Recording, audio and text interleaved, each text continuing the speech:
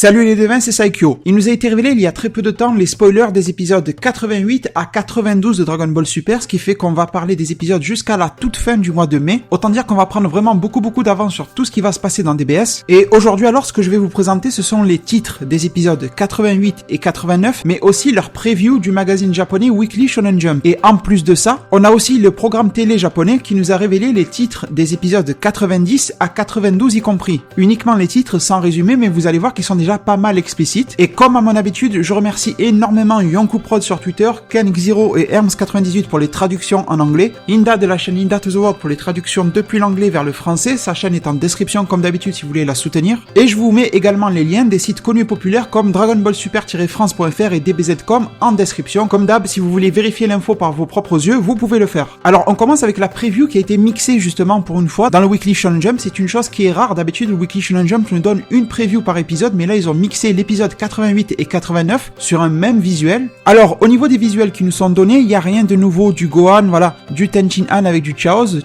qui se fait très rare dans DBS. Le visuel à droite de Piccolo, là on le voit entier, m'intéresse pas mal. Je ne sais pas qui c'est qui l'a dessiné, si c'était un rendu de la toile animation, en tout cas il est vraiment bien fait. C'est vraiment très proche du style original Toriyama, voire même de celui de Toyotaru. Donc voilà, j'aime bien ce visuel là, mais ça ne nous révèle rien. Et si maintenant je passe à la traduction en français que je vais vous lire, il nous est dit alors, épisode 88, Gohan et Piccolo, le maître et son disciple s'entraînent sans retenue. Épisode 89, une beauté mystérieuse apparaît, le mystère du dojo de Tenchin Han. Afin que l'univers 7 puisse gagner le tournoi du pouvoir, la convalescence de Gohan est très importante. Le maître de Gohan, Piccolo, le soumet à un entraînement spécial en 1 contre 1 pour aider son corps à récupérer la force qu'il a perdue. Quel est le résultat de son entraînement? Toujours sur ce même scan, on nous dit l'entraînement de Gohan pour le tournoi du pouvoir. L'entraînement spécial du maître Piccolo. Je rendrai Gohan plus fort. Et ensuite, on nous dit recrutement de Tenchin Han. Donc là, on passe sur la partie dédiée à l'épisode 89. Et on nous dit Goku qui part recruter le maître Roshi. Donc Tortue Géniale, Kame Sennin, c'est comme vous voulez. Pense aussi à parler de Tenchin Han.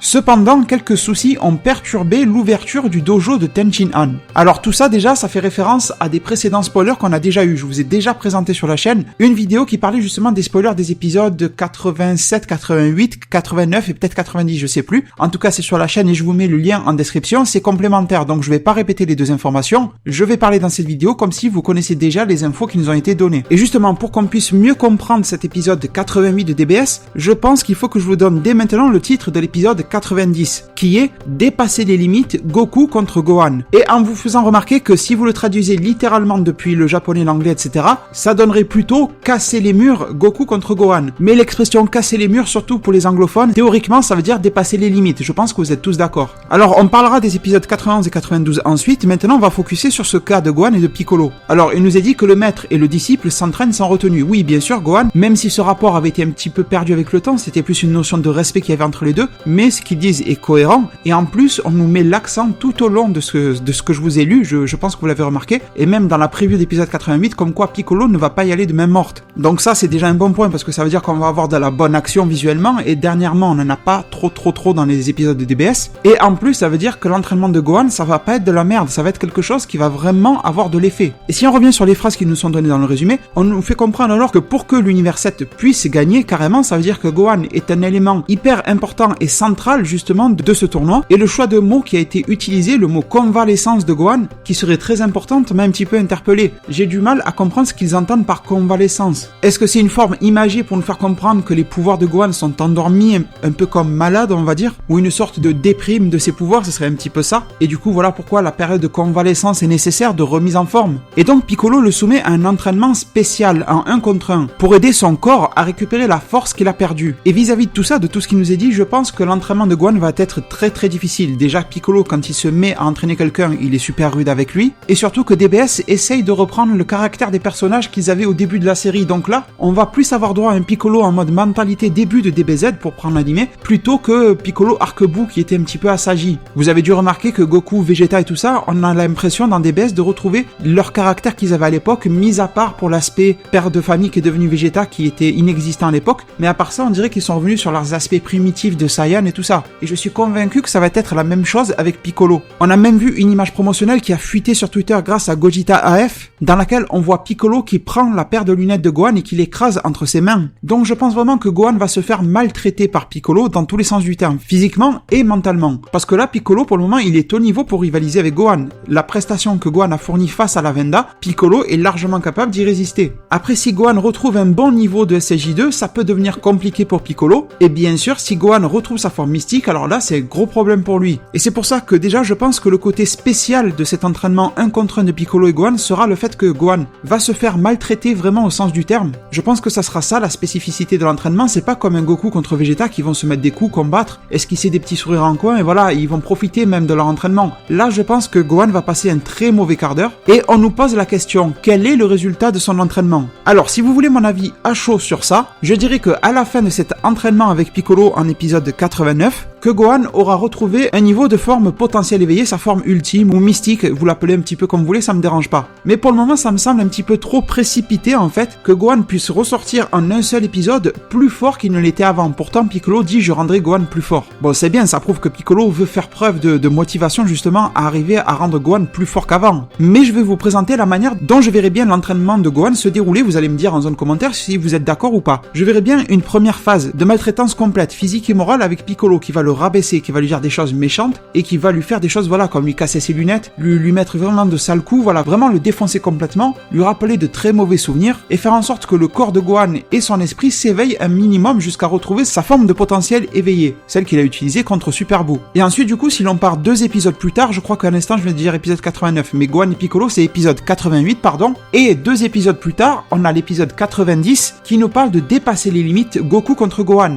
Et je verrai bien dans cet épisode-là, Gohan passer à un stade supérieur de potentiel éveillé ou quelque chose comme ça, en tout cas une puissance supérieure à celle qu'il aura déjà acquise en épisode 88. Je pense que ce déroulement-là me paraît logique et pour correspondre avec l'opening dans lequel on voit Gohan méditer auprès de Piccolo, je verrai bien justement Gohan se mettre à méditer à partir de la fin de l'épisode 88. Une fois qu'il aura récupéré ses capacités physiques qu'il avait à l'époque, il pourra se mettre à surdévelopper ses capacités par le biais de méditation au cours des épisodes 89, 90, 91, 92 et suivants. Enfin bon, à partir du 93, on serait probablement déjà dans le tournoi. Du coup, je visualise bien l'entraînement de Gohan en 3 temps. 1, Piccolo. 2, la méditation de fond, qui n'est pas vraiment une séquence, mais plus un travail de fond en continu. Et 3, la période d'entraînement de dépassement de ses limites avec Goku pour nous donner quelque chose d'un petit peu neuf, en termes de puissance au moins, pas forcément une nouvelle forme, mais au moins une nouvelle puissance. Et de continuer à la suite de ça, épisode 91-92, de poursuivre avec cette méditation de fond, pour avoir un Gohan qui sera vraiment au top. Alors même si ça ne vaut sûrement pas un entraînement auprès de Whis, et je pense que beaucoup d'entre vous, à juste titre, penseraient qu'il aurait fallu que Gohan s'entraîne auprès de Whis, et je le comprends parfaitement, et à la limite j'aurais été plus loin en vous disant que pour moi l'entraînement avec Whis aurait dû être l'étape finale pour Gohan. Par exemple avoir une étape avec Piccolo, une étape de méditation, une étape avec Goku, suivi encore de méditation, puis on conclut avec le top avec Whis. Voilà, là ça aurait été vraiment la cerise sur le gâteau. Et du coup les devins, on va passer à l'épisode 89, mais juste avant cela, sachez que si vous avez entendu parler de SSJ Green, de SSJ White ou je ne sais pas trop quoi pour Gohan, que vous avez vu une vidéo, une image où il se transforme, tout cela n'est que du fake. Et du coup faites vraiment bien attention à vos sources d'informations et aux personnes à qui vous donnez votre confiance parce qu'il y a des sites ou des groupes, des choses comme ça un peu étranges qui profitent justement de votre confiance pour vous faire passer des idées qui ne sont que des bêtises. Bon en tout cas pour notre part on va continuer avec des infos sûres à 100% et concrètes concernant l'épisode 89 et ce fameux recrutement de Tenshin Han et toute son histoire de dojo. Alors tout ça nous a déjà été plutôt dit dans la vidéo dont je vous parlais tout à l'heure, on en avait déjà parlé aussi, le fameux dojo de Tenshin Han.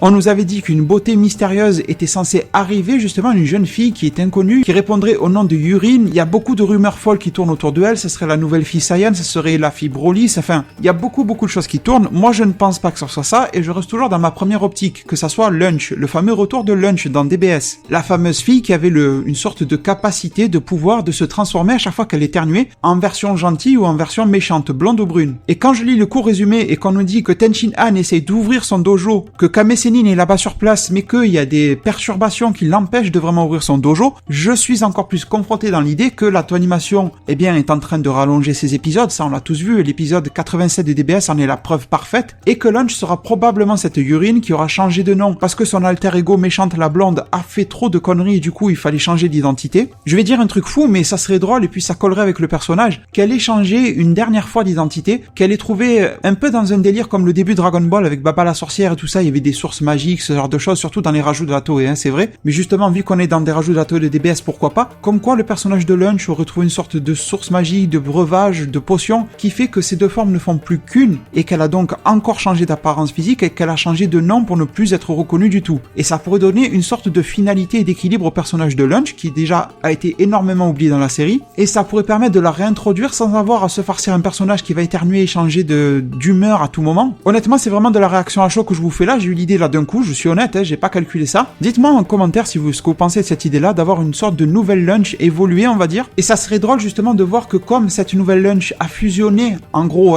fusionné parce que ça reste quand même la même personne de base, mais qu'elle arrive à avoir maintenant une sorte de mix physique et mental des deux Lunch qu'elle était, et bien que par exemple des fois elle ait quelques crises dans l'un ou dans l'autre des sens, et que étant donné que Kame Sennin est sur place et qu'il voudra faire forcément le pervers, je pense que ça n'est pas pour rien qu'il nous a été dit que cette Yurine était une très jolie jeune fille, que Kame Sennin est là-bas, il est toujours dans les bons coups. Du coup ça serait drôle de savoir que le dojo de Tenchin Han se fait détruire par le penchant explosif de Lunch, et que au final le vœu de Tenchin Han et de rejoindre le tournoi du pouvoir sera je veux avoir mon dojo. Vous savez, si C17 nous a dit qu'il voulait faire le remake de Titanic et avoir un bateau, on peut très bien imaginer Tenchin Han qui voudra avoir un super dojo qui demandera Super Shenron. Honnêtement, après le coup du bateau, plus aucun vœu ne peut m'étonner. Alors les devins, maintenant on va passer au titre des épisodes 91 et 92. Je parle pas d'épisode 90 vu qu'on vient d'en parler, c'était dépasser les limites Goku contre Gohan. J'ai mixé ça avec justement le résumé de l'épisode 88, je trouve que c'était lié. Et maintenant on passe directement au dimanche 21 mai, dans lequel on nous dit que les plus puissants guerriers se rassemblent. Alors je n'ai pas du tout été voir ce que les fans pensent de ça sur les réseaux sociaux, sur les forums et tout ça, comme je le fais d'habitude, là je n'ai pas été voir. Mais ce titre et cette phrase peuvent être interprétés de bien des manières, honnêtement. Ça pourrait annoncer déjà le rassemblement des guerriers tout autour du ring et le tournoi va commencer, surtout quand on lit le titre de l'épisode 92. Ou alors ça pourrait être une phase que moi j'attends beaucoup et j'avais peur qu'elle n'arrive pas dans la série, mais pourquoi pas en épisode 91, au moins ça,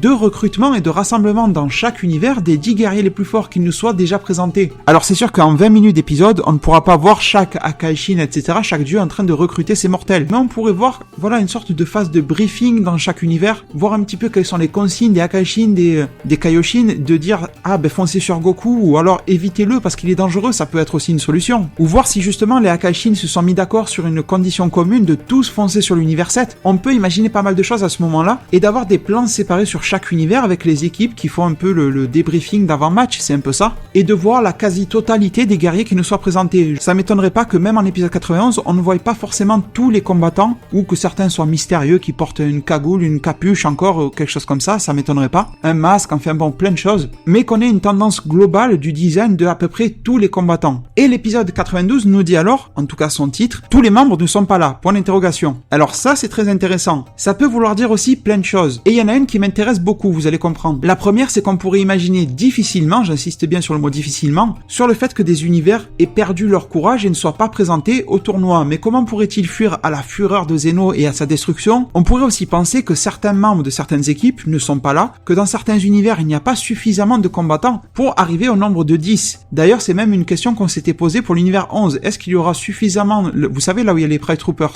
est-ce que les Pride Troopers sont 10 ou pas? Ça c'était une question. D'après les récents épisodes, il semblerait que non. Et du coup, est-ce que en dehors des Pride Troopers, il y aurait d'autres combattants qui seraient utiles pour l'univers 11, vous voyez? Il se peut que l'unité d'élite, les Pride Troopers, soit vraiment une équipe de fous, mais qu'il soit que 7 ou 8, et que derrière il n'y a personne d'autre pour défendre l'univers 11. Et dans ce cas de figure, dans le cas où il n'y a aucun combattant valable pour un univers, comment est-ce qu'on fait, vous voyez? C'est la question que je me pose. Et parmi toutes ces idées qui peuvent fuser, vraiment je peux vous en sortir beaucoup, il y en a une sur laquelle j'aimerais m'arrêter et qui fait référence à une interview qui vient de nous être donnée. C'est lié à une interview du producteur de la série Dragon Ball Super. J'en ai pas encore parlé sur la chaîne, j'hésitais un petit peu, je vais voir, je vais me relire ça à tête reposée, on va voir, peut-être que je vous en parlerai sur la chaîne. En tout cas, je vous mets un lien si ça vous dit d'aller la lire, il y a des choses plutôt intéressantes, mais la plupart des choses sont quand même connues, c'est plus pour nous faire comprendre quel est l'état d'esprit des producteurs et de Toriyama concernant la suite de la série. Mais une chose qui m'avait marqué là-dedans, dans cette interview-là, c'était quand on parlait de Kame Sennin, de Tenchin Han, etc., le producteur de la série DBS nous a fait une sorte de petit teasing, de petite blague en nous disant « Et si les membres de la team Univers 7 qui sont sur l'affiche publicitaire de l'arc, vous savez, on a déjà vu les 10 membres combattants révélés, ou si vous regardez l'opening, ils sont tous là. » Eh bien, le producteur s'est amusé à nous dire « Et si certains d'entre eux ne sont pas là au tournoi ?» Et quand j'ai vu cette phrase, c'est vraiment la seule chose qui m'a fait bloquer énormément dans l'interview. Je me suis dit que déjà, ça serait énorme qu'ils nous aient trollé à ce point-là en nous montrant ces 10-là, alors qu'au final, ils ne vont pas tous participer au tournoi. Imaginez qu'il y ait des refus, des désistements, enfin, une incapacité, parce que je sais pas, moi, Kame Sennin est tombé malade, enfin, je dis n'importe quoi, mais pour que vous compreniez. Et du coup, ça serait super intéressant de voir ce cas de figure, et en particulier pour l'univers 7. Parce que malgré tout, même si on connaît pas les autres univers et leurs capacités, on en connaît très peu au final, j'ai la bonne impression que l'univers 7 fait partie du groupe de favoris avec l'univers 11, etc.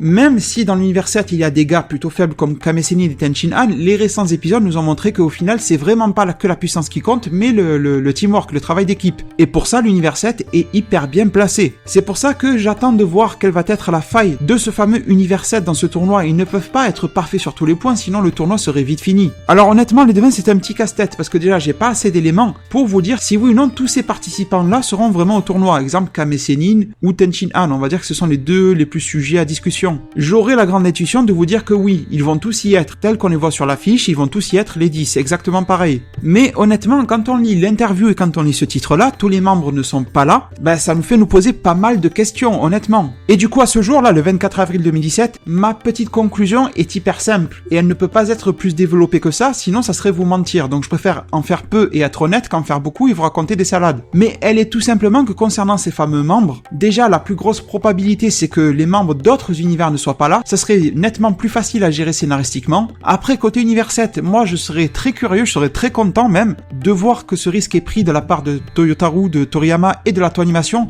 de faire en sorte que certains membres de la team univers 7 ne soient pas là, et ça serait une grosse surprise et j'applaudirais l'effort honnêtement. Mais honnêtement, vu la lancée promotionnelle qu'a pris la série, avec l'opening qu'on nous a balancé, toute cette période-là de recrutement qui traîne en longueur, si vous lisez l'interview en question dont je vous parle, il est aussi dit que Toriyama tenait à tout prix que cette équipe-là de 10 combattants, y compris Kame Sennin et Tenchin Han, fasse partie du tournoi. Donc quand on prend tout ça en compte, il y a fort à parier que ça n'est que du teasing et que les membres de l'univers 7 devraient être là et leur équipe devrait participer au complet. Du coup les devins, je vais vous remercier énormément de m'avoir écouté et suivi durant toute cette vidéo-là. Comptez sur moi pour qu'on se reparle de tout ça très en détail avec de nouvelles informations, avec des analyses approfondies vraiment de tout ça. Et maintenant je me permets alors de vous laisser sur ces mots. Prenez soin de votre futur. Le meilleur moyen d'y arriver c'est de vous abonner à ma chaîne, de la partager, la liker et la commenter un maximum de fois pour que notre communauté puisse se développer le plus possible sur YouTube. Merci beaucoup et à plus pour de prochains arts divinatoires.